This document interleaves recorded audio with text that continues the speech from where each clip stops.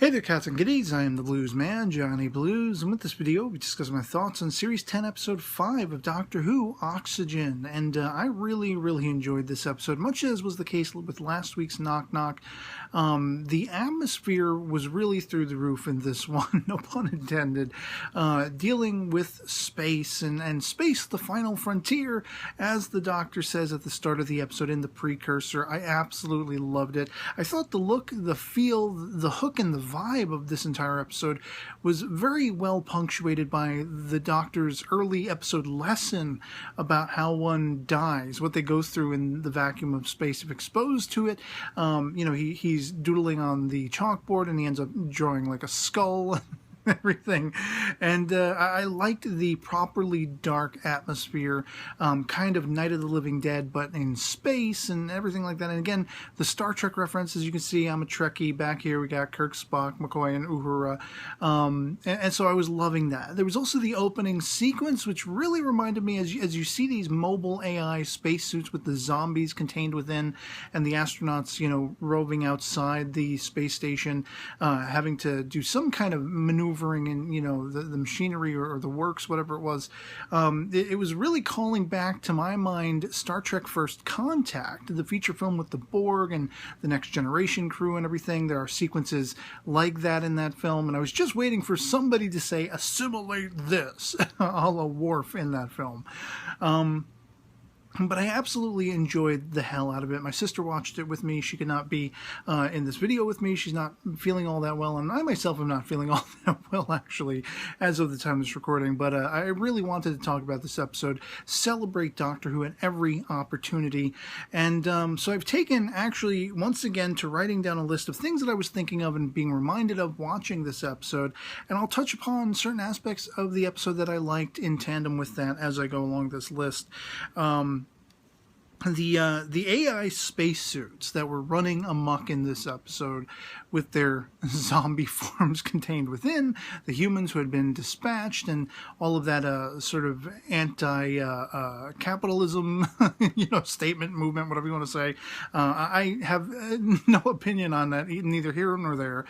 Just strictly for entertainment purposes, I was riveted and I was freaked out and everything. And those suits reminded me of, once again, things we've seen in Doctor Who before, most notably modern series things.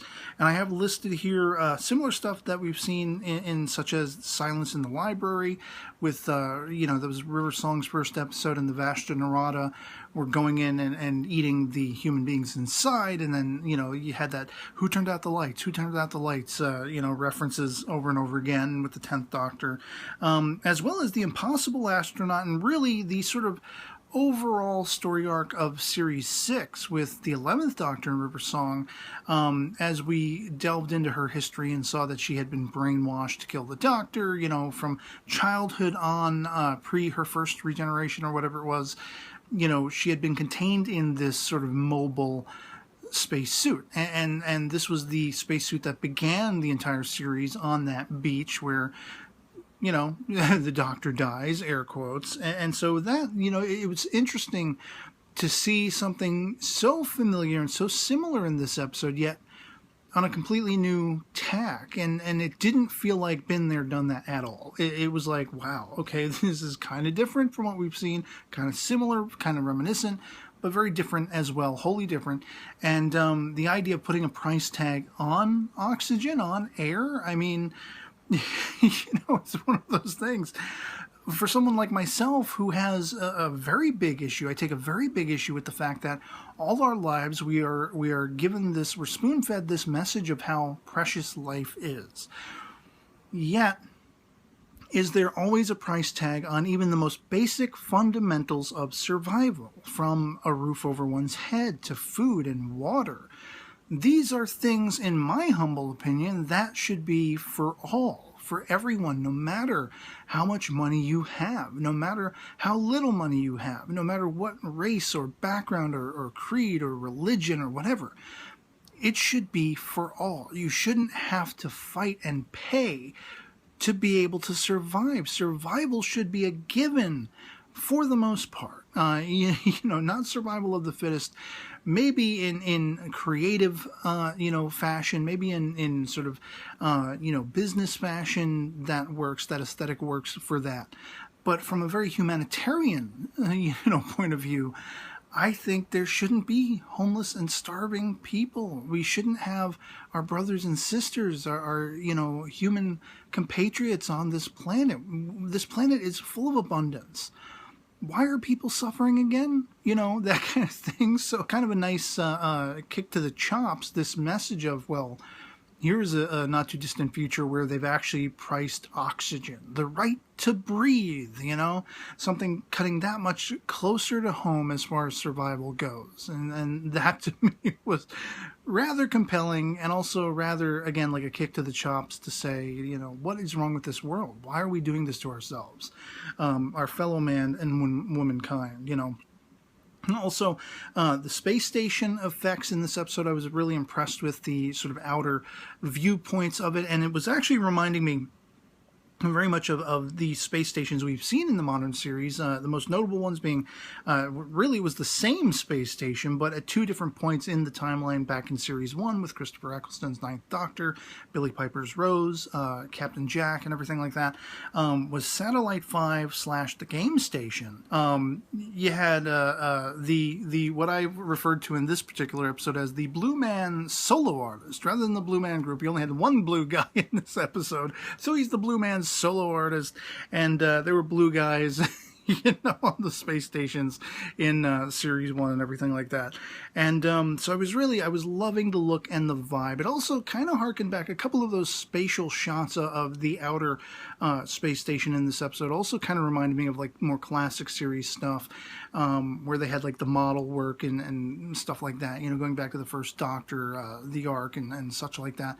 The Ark in Space, I've referenced these stories before, talking in my Series 10 episodes thus far, other things that have reminded me of those, and this was no exception. We were actually on a space station for this one, and it's just the cylindrical dynamics of it, the schematic, the way it was, positioned and was shown, the angles, they had shown it in space as it's there floating along.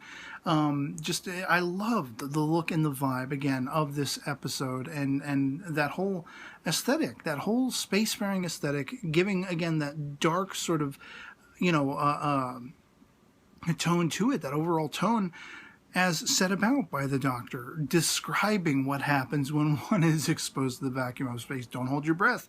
You're all the liquid, all the water, the H2O in your body is going to boil within seconds, and all these things. And it was horrific. It was horrifying. And then, of course, later in the episode, we see something very akin to this happening to Bill. And it was like, whoa. I was freaked out.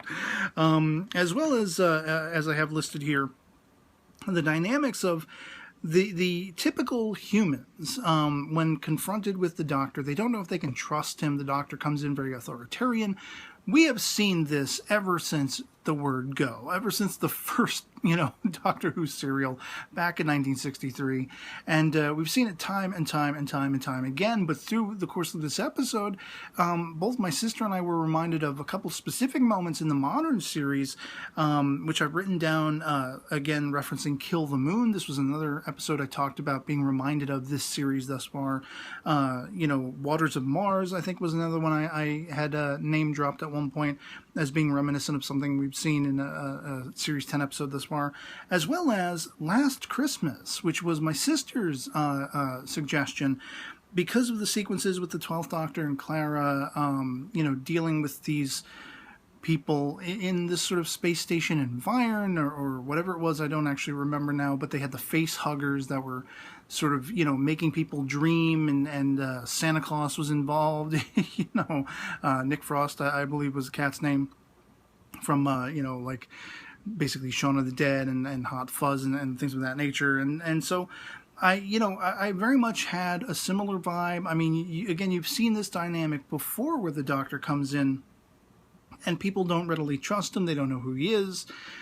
They have managed to allay some of that with, like, the psychic paper, and I like that Series 10 has seen a return to form in the use of that thus far. We've seen it a couple of times thus far in Series 10, and it goes far and away to sort of win over the approval of whomever the other human bystanders or background characters who are partaking in and participating in the story.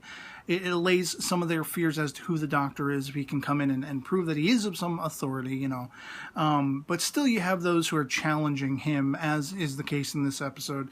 And so that sort of back and forth posturing and getting in each other's faces, that was what I was heavily reminded of, and my sister was as well, as I say.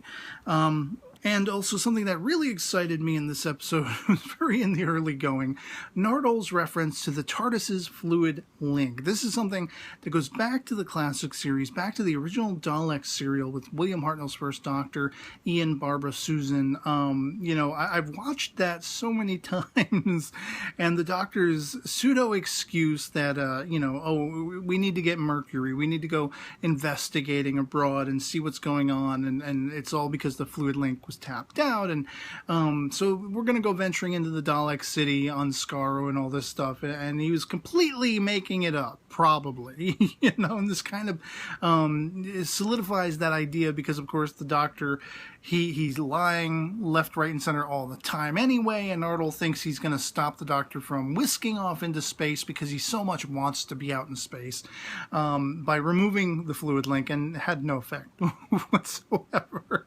It did not work, immediately are they whisked off, and I loved that reference. And again, it's another First Doctor era thing that's cropping up in Series 10 thus far. I mean, arguably you could say there are a lot of different things. I myself am always talking about things I'm reminded of from the classic and modern series, but I just think it's really interesting that we are time and time again in Series 10 being reminded of the First Doctor, being reminded of his granddaughter Susan, and things of that nature, So, of course, me being the speculative fanboy, the speculative Whovian that I am, I'm always like, okay, we're going to see the First Doctor, we're going to see Susan, is Bill Susan, and all this stuff. And I love it. I love that aspect of Doctor Who. You can constantly speculate and guess and hypothesize and just really, you're only limited by your own imagination in a lot of the ways of what they can do, what they might be doing. And, it's not only possibility, but it's probability, but at the same time, it's more possibility, because you never know. You never know which direction they're going to go with it. Are we going to get a female Doctor at some point in the future? Who knows? Anything is possible. Is it probable? Who knows? But, anything is possible. So the possibilities of all these things, these references to the First Doctor's era, to the First Doctor himself, to, Susan and all this stuff, I mean, it could mean absolutely nothing. It could mean nothing at all. But then again, it could mean everything. And that's what excites me. That's what gets my blood pumping. I also have, the whole, touching back upon Bill's seeming death. Twice over in this episode are we kind of sort of faked out that Bill is very much about to die, and that even she has been killed at one point. But one of those sequences actually heavily reminded me of something I've never actually seen myself in the full episodic form. I've seen the clip time and time again, but going back to, again, the First Doctor era, was I reminded of the short-lived companion Katarina, whom I believe sacrificed herself. I don't remember under what circumstances. I know an airlock was involved. I think she took somebody out who was maybe a threat or something like that. I know it was in the Daleks' master plan, I believe. And I'm not all that familiar with the ins and outs of why this happened, but I know it was one of the first sort of incredulous character deaths in the history of Doctor Who, because she was a thorough companion at the time. And I was kind of getting that vibe. I mean, I didn't even get that vibe with Rose as much as I was attached to Rose, and it broke my heart that she could, air quotes, die. And of course, we know she didn't actually die. And subsequently every Doctor regeneration, it always bums me out, but then I get excited for the next incarnation to come along and everything. And, but with this particular situation, they're out in space. Oxygen is very much a commodity. And so it just really punctuated, it reminded me of that long, curious story that I'd heard, that Katarina had sacrificed herself and gone out an airlock, maybe took somebody with her. And you know, the fact that it had to do with Daleks, I mean, there's something very captivating about that, and horrifying as well. And that is Doctor Who in a nutshell. It can be absolutely horrifying and absolutely captivating and enticing all at the same time. And so to see Bill seemingly, you know, having been killed, you're not really sure. I mean, most people are generally going to be like, she's not dead. She's going to be fine, you know. But for the sake of being in the moment, if you get yourself into the mindset of being in the moment, she got killed. And it's like, whoa, what the hell? And it was actually an expert pitch to have Nardole involved, because then you're really not sure. You know, what's the Doctor going to do if his companion dies, but he has another companion with him? So it's like, well, maybe they actually did kill her. You know, that was going through my mind watching that.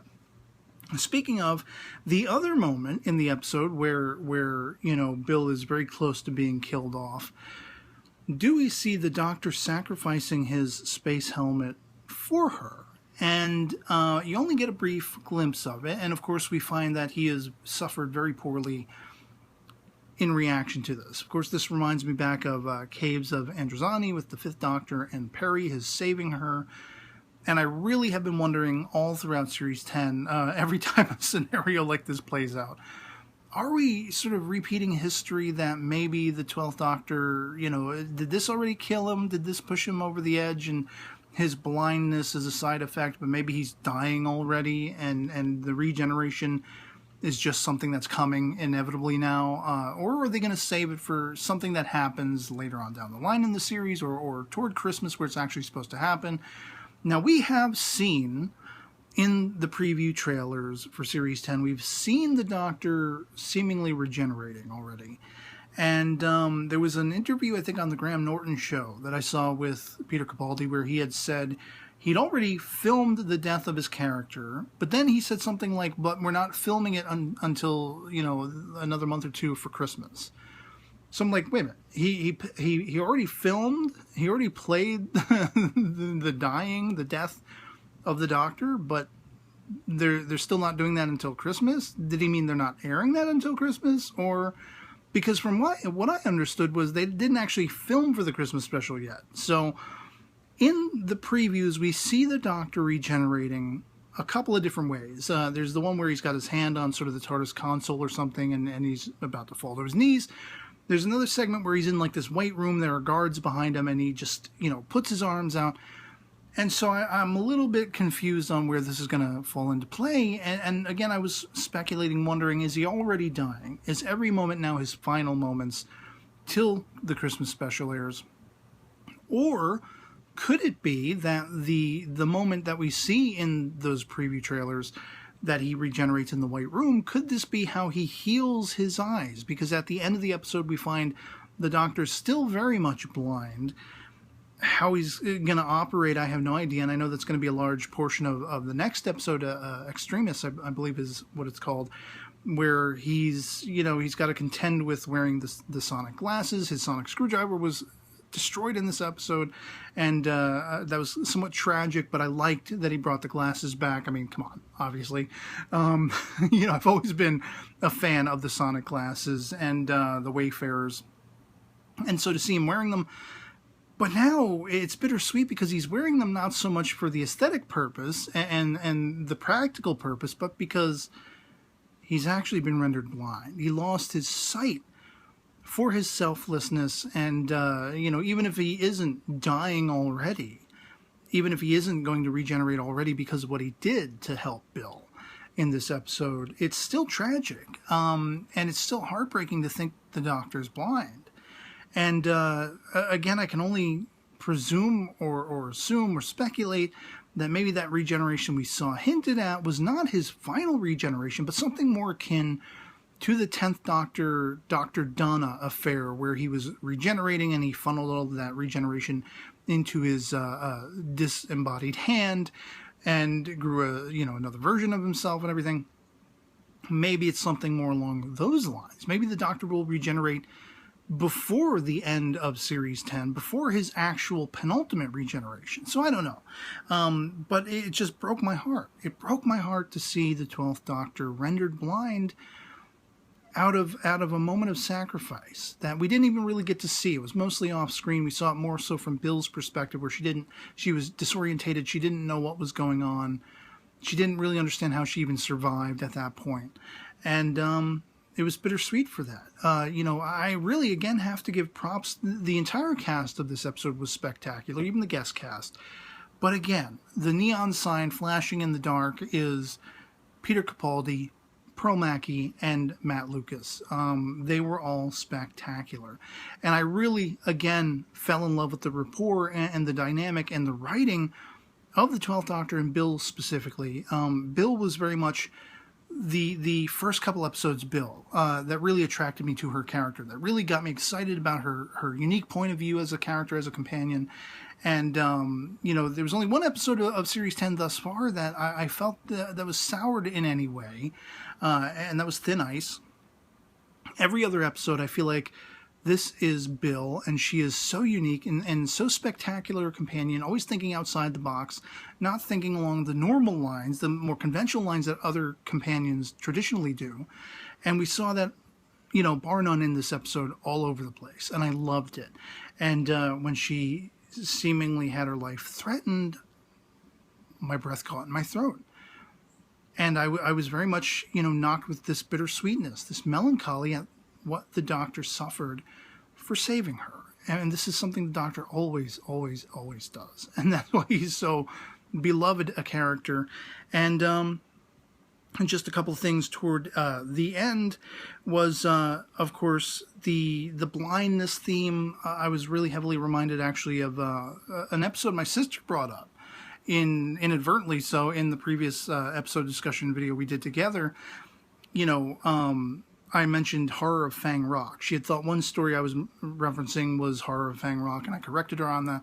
And I think it was in Horror of Fang Rock where Leela is blinded, briefly, just for a little while there. But then it changes her eye color because the actress Louise Jameson, I guess she couldn't deal with the contacts. She was allergic to them, the eye contacts she was wearing. And so, okay. They wrote that in the story to explain away why her eyes went back to the actress's natural color.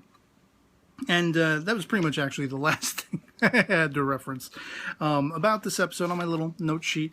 But yeah, I thoroughly enjoyed the hell out of this episode, and I really can't wait to see what is going on with this vault.